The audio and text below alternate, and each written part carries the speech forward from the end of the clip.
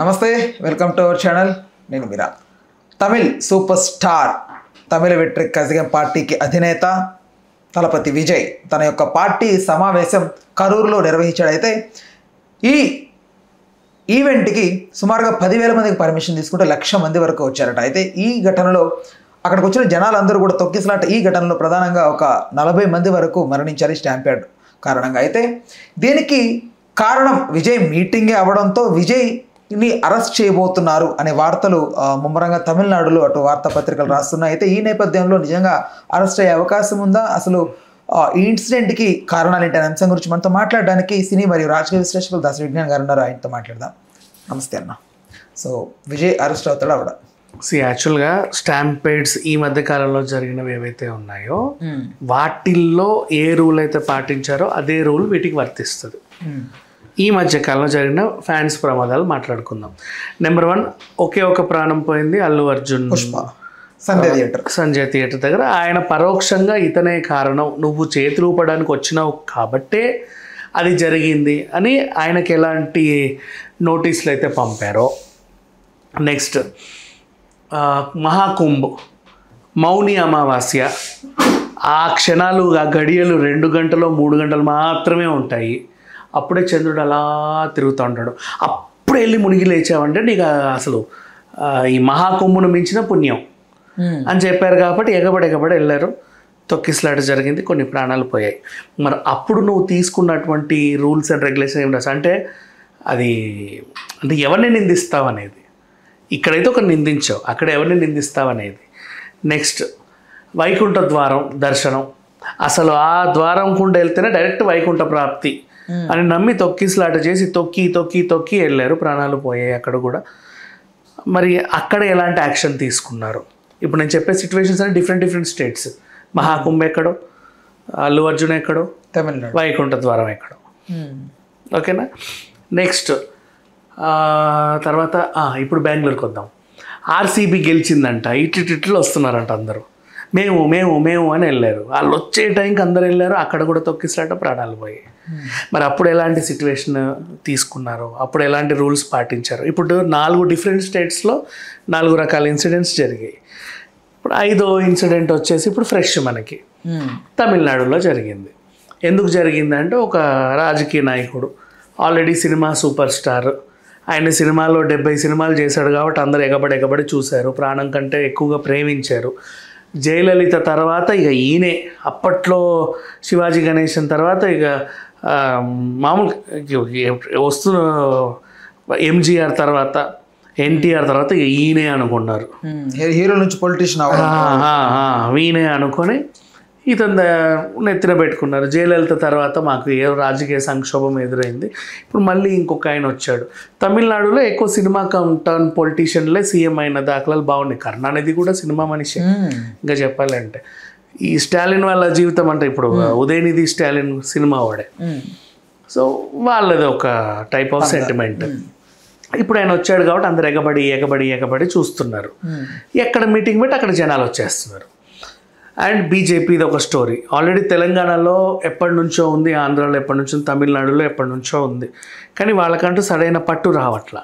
తెలంగాణలో మొన్నటికి మొన్న కొద్దో గొప్ప సాధించారు, ఈక్వల్ 8 సీట్లు. ఆంధ్రాలో అంట ఆల్రెడీ అధికారంలో ప్రభుత్వంతోనే వాళ్ళు చేతులు కలిపారు కాబట్టి దే ఆర్ హ్యాపీ. తమిళనాడులో జెండా పాద్దామని ఎప్పటి నుంచో చూస్తున్నా, ఎప్పుడూ కుదరలా. ఇప్పుడు ఏంటంటే ఒక కొత్త అబ్బాయి తలుక్కుమంటుంటే ఆయన వెనకాల జనాలు బాగా తిరుగుతున్నారు. ఆయన్ని కనుక మనతో పొత్తు పెట్టుకున్నాం అనుకోగల, ఆయన గెలిచినా మనం కూడా కొంచెం గెలుపు షేర్ చేసుకున్నట్టు ఉంటుంది. ఈయనకు కూడా కేంద్రం సపోర్ట్ ఉన్నట్టు ఉంటుంది. తమిళలో కూడా కొంచెం హ్యాపీ, కేంద్రం సపోర్ట్ ఉంది ఈయనకి అని తెలిస్తే ఖచ్చితంగా గెలిపిస్తారు. ఎందుకంటే మనం చెప్పేవాడిని ఆయన అక్కడ పోరాడి తెస్తాడేమోనని. స్టాలిన్ కంటే ఎక్కువ పవర్ఫుల్లే కదా. అట్లా అనుకున్న టైంలో కేంద్రమే పిలిచింది, రా నువ్వేదో బాగా నడుస్తున్నావు, తిరుగుతున్నావు, నీ చుట్టూ 10 మంది వస్తున్నారు, ఏంది నీ కథ అని. నా కథ నాదే, నా స్టోరీ నాదే, నేనే రాసుకుంటా, నేనే తిరుగుతా, నేనే తిప్పుకుంటా, గెట్ లాస్ట్ అన్నాడు ఆయన. అంటే ఆయనకు ఎవరితో పొత్తు అక్కర్లేదంట. సో ఆయనకు పొత్తు అక్కర్లేదనేసరి సరే చూద్దాంలే నీ సంగతి ఏంటా అని. ఏదో రోజు దొరకకపోవు కదా అని అనుకుంటారు. మరి కరెక్ట్ టైంకి దొరికావు. ఎందుకు జరిగింది అనేది పెడతాం. దాంట్లో 100 రీజన్స్ ఉన్నాయి. ఒకటేంటంటే విజయ్ ఫస్ట్ ఆయన వచ్చే టైం కంటే 6 hours లేట్ వచ్చాడు. ఆల్రెడీ వచ్చిన వాళ్ళకి ఎటు పోవాలో అర్థం కాక మంచి ప్లేస్లో ముందున్నావు, మళ్ళీ వెనక్కి వెళ్తే ఏ వెనకాల ఉంటావు అని చెప్పేసి అక్కడే ఉన్నారు. ఆల్సో ఇట్లా ఉంటారు. ఆ టైంలో ఆయన రాగానే ఆ వాటర్ ఇసిరారు. తీసుకోండి తీసుకోండి తీసుకోండి అని. మా విజయ్ ఇసిన వాటర్ బాటిల్ నాకే కావాలని చెప్పి ఎగబడ్డారు. బాటిల్ ఎవరికి దొరికిందో తెలియదు కానీ నుజ్జు అయిపోయారు. నెక్స్ట్ గవర్నమెంటే కావాలన్న టైంలో కరెంటు తీసేసింది, లాఠీ చార్జ్ జరిగింది, అందుకే తొక్కిసలాట అయింది. ఇంకో వెర్షన్, మా అమ్మాయి తప్పిపోయిందండి 7 ఏళ్ల పాప చూడండి అంటే విజయ్ ఒక 7 ఏళ్ల పాప తప్పిపోయింది, అక్కడుందా ఇక్కడుందా అందులో ఉందా అనగానే అందరూ ఇటు తిరిగితే మళ్ళీ తొక్కిసలాట జరిగిందంట. అదొకటి. అంటే కారణాలు 100 ఉన్నాయి ఇక్కడ చెప్పుకోవడానికి, 1, 2 అని చెప్పలేం, 100 కారణాలు. అంటే ప్రతి ఒక్కడు ఒకటి చెప్తున్నాడు. లేదు ప్రభుత్వమే కావాలని చేసింది. దీనికి కూడా ఒక లీడ్ ఉంది. 55 days బ్యాక్ కరెక్ట్గా ఒక ట్వీట్ రన్ అయింది. ఒక 2-3 నెలల్లో విజయ్ వల్ల ఒక స్టాంపేడ్ జరుగుద్ది, కనీసం 50 మంది అన్న లేస్తారు చూడండి నా ట్వీట్లో ఉంది. ఎవరు పెట్టిన ట్వీట్ అది? ఎవడో పెట్టాడు, కామన్ మ్యాన్ తెలీదు, అది ఎవరిదో అది రన్ అవుతూ ఉంది. వాళ్ళకేం హిస్టరీ ఉందో మనకు తెలియదు. సో అది వైరల్ అవుతూ ఉంది. దానివల్ల మీరు గూగుల్లో కొడితే వస్తుంది. దానికి ఇది కావాలని ప్లానింగ్ అని, ప్రభుత్వం కావాలని లైట్స్ ఆఫ్ చేసి కావాలనే ప్లాన్ చేయించింది నన్ను డ్యామేజ్ చేద్దామని అని ఈయన ఆరోపణ. సిబిఐ ఇన్వెస్టిగేట్ చేయండి, దీని మీద సిట్ వేయండి. సపరేట్ బెంచ్ అయితే ఇచ్చారులే హైకోర్టులో, ధర్మాసనం చూసుకుంటుంది, మెల్లిగా మరి ఏదో ఒకటి తెలుస్తుంది. బట్ ఇప్పుడు మాత్రం డ్యామేజ్ జరిగింది. చనిపోయిన కుటుంబాలకి నేను 20 లక్షలు ఇస్తాను, గాయపడ్డ వాళ్ళకి 2 లక్షలు ఇస్తాను, నా గుండె కూడా ముక్కలైంది అని ఈయన. మరి ప్రభుత్వంలో ఉన్నప్పుడు వాళ్ళు కూడా ఏదో ఒకటి చేయాలి కాబట్టి 10 లక్షల ఎక్స్గ్రేషియా వాళ్ళు ప్రకటించారు. వాళ్ళదొకటి. నేషనల్ గవర్నమెంట్ కూడా మేము అండగా ఉంటాం, ఏదైనా మాకు చెప్పండి, ఫస్ట్ అసలు ఏం జరిగిందో చెప్పండి అని రాష్ట్ర ప్రభుత్వాన్ని నివేదిక కోరింది. వీళ్ళు అన్నీ తయారు చేసి అసలు దీనివల్లే ఇలా జరిగిందని అక్కడికి ఇవ్వాలి. ఈ ప్రాసెస్లో ఏంటంటే ఆయన అరెస్ట్ అయ్యే సిచ్యువేషన్స్ అనేవి మనం చెప్పుకున్న గత 5-6 ఇన్సిడెంట్స్ డిఫరెంట్ స్టేట్స్.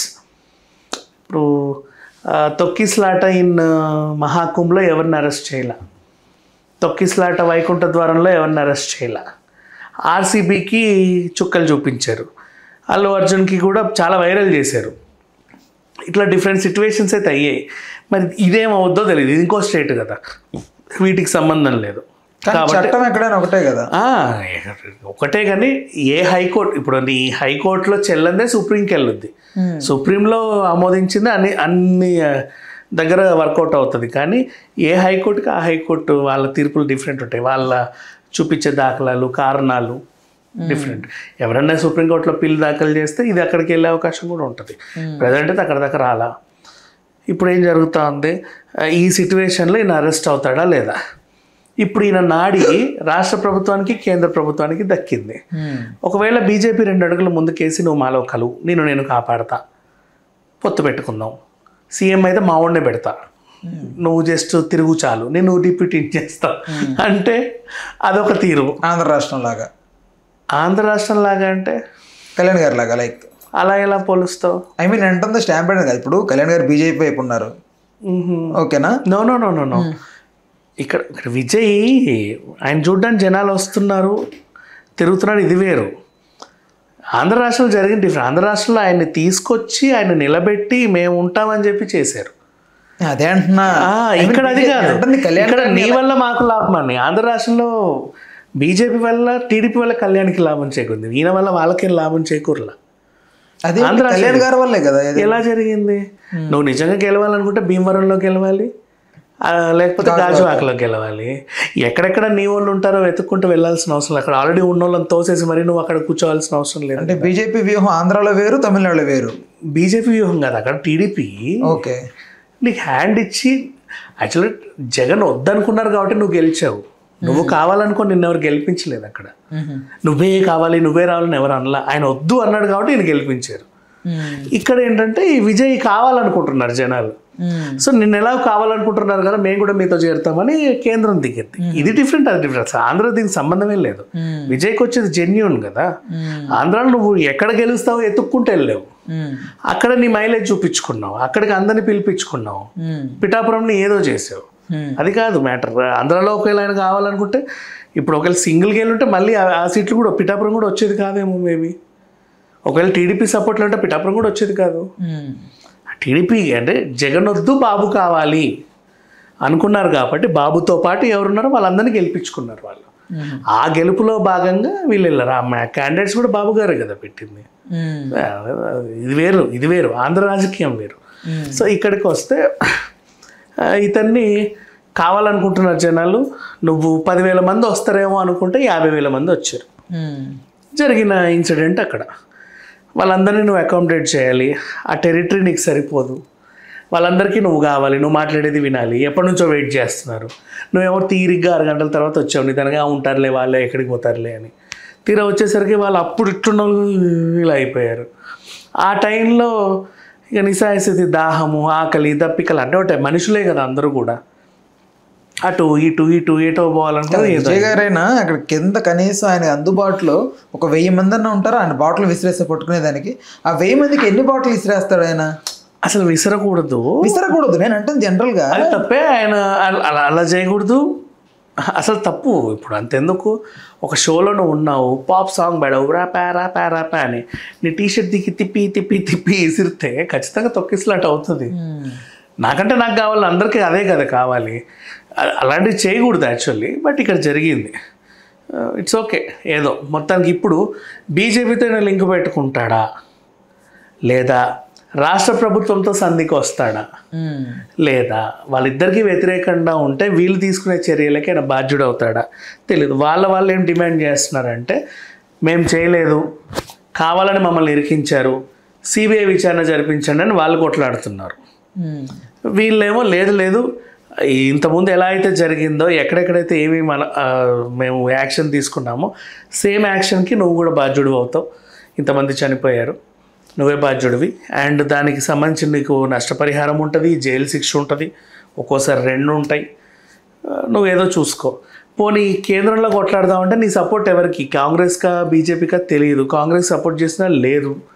బీజేపీకి సపోర్ట్ చేస్తే కనుక వాళ్ళు నీకు విన్ విన్ సిచ్యువేషన్లు అడిగేవి ఎక్కువ ఉంటాయి, గొంతెమ్మ కోరికలు. బికాజ్ నువ్వు ఇప్పుడు జైలుకి వెళ్ళావనుకో, సిచ్యువేషన్స్ తారుమారు అవుతాయి. లేదు జైలుకి వెళ్ళి జగన్లాగా గెలిచి బయటికి రావచ్చు, చంద్రబాబు నాయుడులా గెలిచి బయటికి రావచ్చు అనే వ్యూహం ఉంటే మరి అది వేరే విషయం.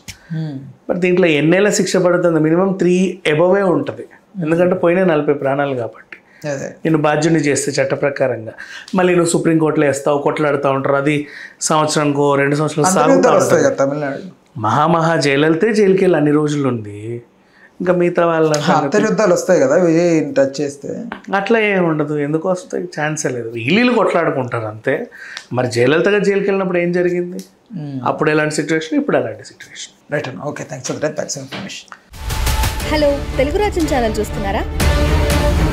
సామాజిక రాజకీయ జీవన చిత్రణే తెలుగు రాజ్యం. అతిశయోక్తులు అసత్యాలు ఉండవు. రాజకీయ కోణం కాదు, ప్రజా కోణమే కొలబద్ద. తెలుగు రాజ్యం వీక్షణ మీ ఉత్తమ అభిరుచికి నిదర్శనం.